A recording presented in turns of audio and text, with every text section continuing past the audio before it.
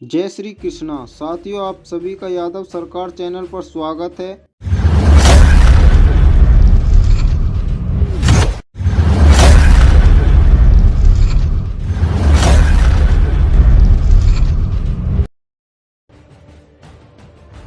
आज हम अहिरवाल के महान योद्धा के बारे में बताएंगे।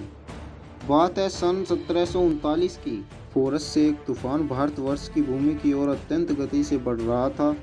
16 दिनों तक लाहौर में उत्पात मचाने के बाद नादिर शाह की सेना ने भारतीय सत्ता के डगमगाते केंद्र दिल्ली का रुख किया।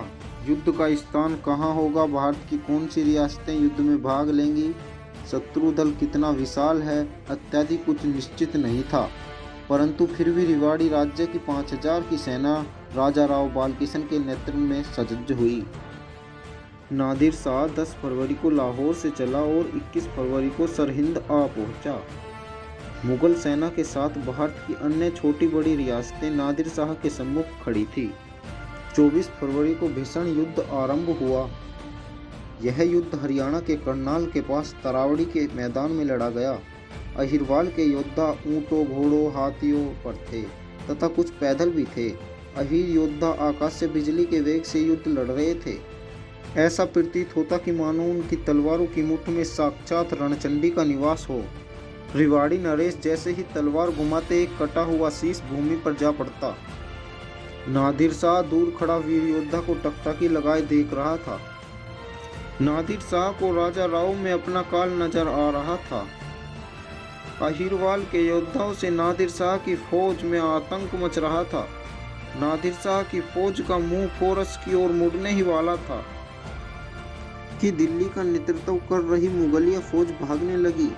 मुगलिया और अन्य रियासती फौजें ने अपनी हार स्वीकार की और युद्ध से भागने लगी। अहिरवाल के योद्धा अब भी नादिर शाह से लड़ रहे थे। कल्पना करो, 80,000 की नादिर शाह की फौज और कहाँ 5,000 की रेवाड़ी सेना। लेकिन वो अहीरों के हृदय और साहस, पूर्वजों के पराक्रम जो उन्हें युद्ध भूमि नहीं छोड़ने दे रहा था।